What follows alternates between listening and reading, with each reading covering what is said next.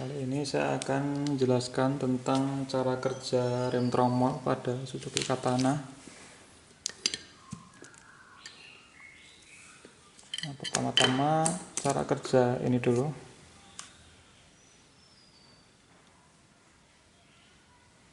Ini ada pistonnya, di dalamnya ada piston. Ketika kita tekan, kita injak pedal rem, dia akan mengembang, dia akan bergerak ke kiri, yang sebelah sini akan ini bergerak ke kanan, yang ini bergerak ke kiri. Nah, ketika pistonnya bergerak ke kanan dan ini bergerak ke kiri, berarti dia nanti akan ini. Nah, berarti akan mendorong kanvas rem, baik yang sebelah kiri maupun yang sebelah kanan, akan kedorong semua. Nih. Nah, jadi kedorongnya gini. Kalau sudah kita lepas pedal remnya, dia akan kembali lagi. Nah, kembalinya itu akibat adanya pegas yang dipasang di sini. Nah, ketika kita injak pedal rem, dia akan mengembang ke sana, akan mendorong kampas rem kanan dan kiri. Dia akan menempel tromolnya. Menempel tromolnya berarti dia akan mengerem. Ketika kita lepas pedal remnya, dia akan kembali lagi. Kembali lagi itu karena ditarik oleh pegas. Itu adalah cara kerja secara umumnya. Sekarang kita akan lebih detail, yaitu tentang bagaimana cara kerja ini atau mekanisme penyetel otomatis rem tromol. Ini penyetelnya, jadi ini dia akan nyangkol di sini.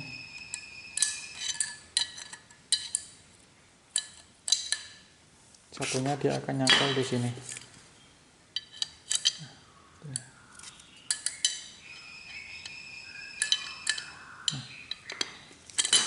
Tujuan dari ini besinya ini itu adalah dia sebagai penyetel otomatis. Maksudnya itu dia akan mengatur jarak antara tromol dengan kampasnya ini. Jarak ketika belum direm. Nah, ketika belum direm itu jaraknya akan diatur oleh ini.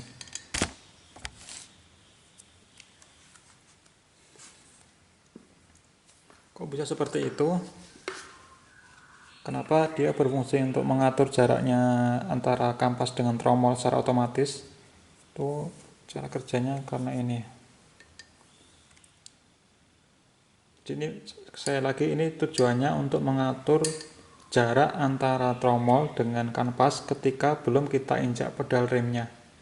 Jadi posisi standby-nya itu diatur oleh ini. Nah, ini mekanismenya ini dia dibuat otomatis sehingga kita tidak perlu menyetel kerenggangan antara kanvas dengan tromol. Nah, kenapa bisa seperti itu? Ini cara kerjanya. Ini akan saya coba lepas dulu. Ini ada pegasnya ya. Pegasnya ini tujuannya menarik bagian yang ini ke sini. Kalau gini berarti dia akan tugasnya itu menarik ke kiri, ke kanan, sorry. Tugasnya pegas dia menarik ke kanan supaya dia itu tidak berputar atau dia mengunci supaya tidak bergerak-gerak.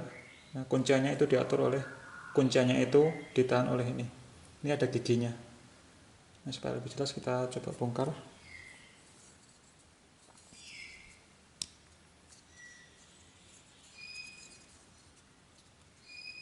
Ini bisa muter ya.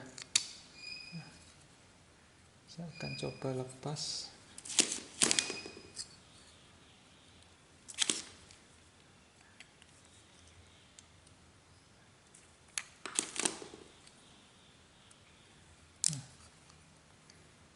Ini bisa main.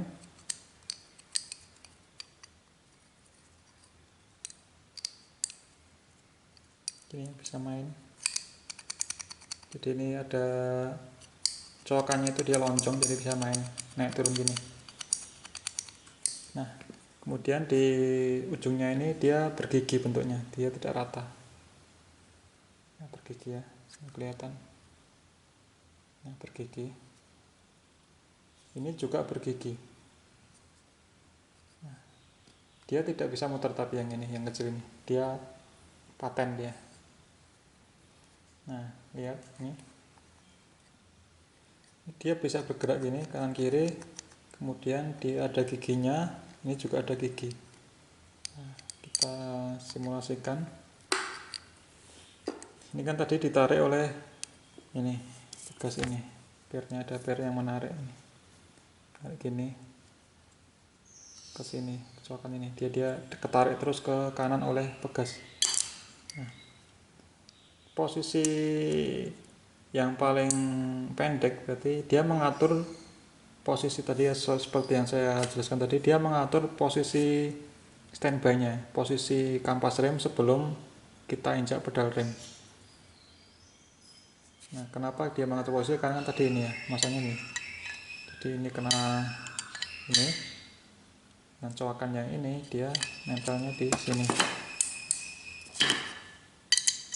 Nah, ini. Berarti dia mengatur jarak antar kampas. Nah, ini posisi yang paling pendek, jarak antara sini dengan sini paling pendek. Kemudian ketika kita putar ini, dia kan ketarik oleh pegas ke sini. Nah, tarik pegas ini, ketarik kan berarti dia ngunci. Kalau kita putar lagi, kita dorong ke kiri dan kita putar, dia akan ketarik pegas lagi ke sini. Nah, dia ngunci. Sekali lagi, kalau kita dorong ke sini, kita gerakkan dan kita putar, dia kan tidak terkena kunciannya, jadi bisa muter. Ketika kita lepas, dia akan ketarik pegas ke sini, dia ngunci. Ini putar sini, nah dia ngunci lagi, kunci lagi. Ini berarti semakin pendek. Kalau dia posisinya gini, kunci, dia makin panjang. Nah, ya, jadi cara kerjanya seperti itu. Saya pasang lagi gasnya.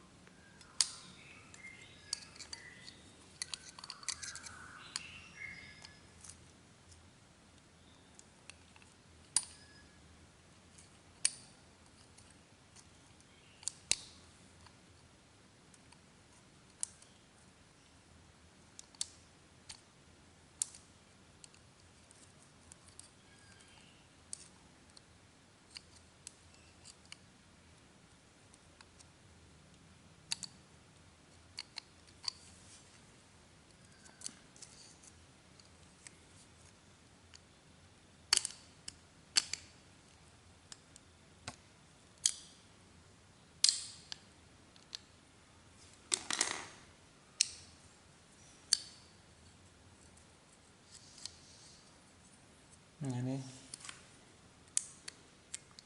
kunci. Kalau kita dorong ke sini, dorong ke kanan dulu, ke kiri dulu, dorong ke kiri, kemudian kita putar, kunci. Kita dorong ke sini lagi, kunci. Ini. Kita dorong ke kiri, kita putar, dia akan kunci kalau kita lepas. Begitu juga kalau kita dorong ke kiri dulu dan kita putar juga bisa. Nah, dia kunci. Nah, ini paling pendek, ini makin pendek jarak dengan ini. Kalau kita putar ke sana, dia akan makin panjang. Nah, sekarang bagaimana cara kerjanya kok alat ini tuh bisa mengatur posisi standby kanvas rem secara otomatis. Nah, bayangkan ini dipasang di ini ya.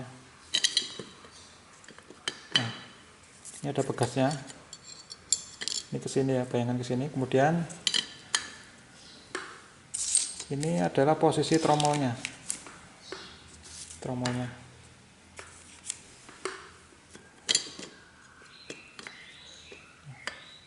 Jadi posisinya kalau dia ketarik oleh pegas berarti dia gini. Dia bisa gerak gini ya. Dan gerakannya gini. gitu. Kalau ketarik pegas berarti dia gini. Nah misalkan ini posisi tromolnya sudah bener, misalkan gini, pepet gini, ini masang di sini ya, bayangkan di sini dia, ini masternya, wheel cylindernya. Kemudian kita injak pedal rem. Ketika kita injak pedal rem, maka dia akan bergerak ini, kedorong ke kanan dan ke kiri, berarti dia bergerak ini, tek.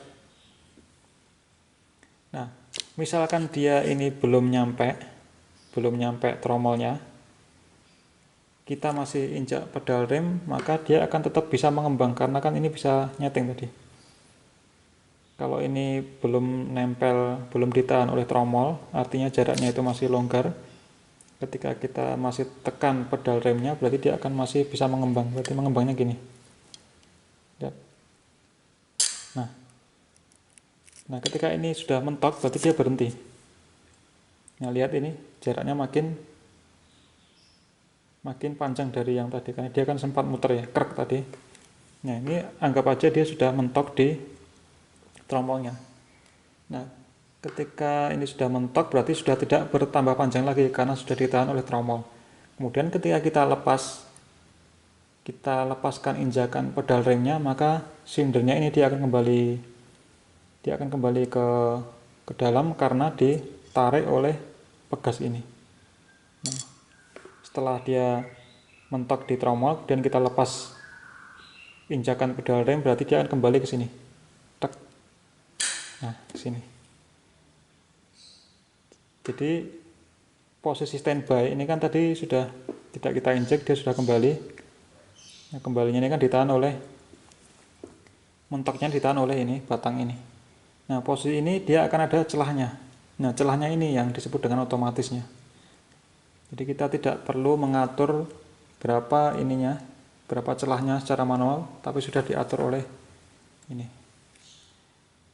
Itu cara kerjanya.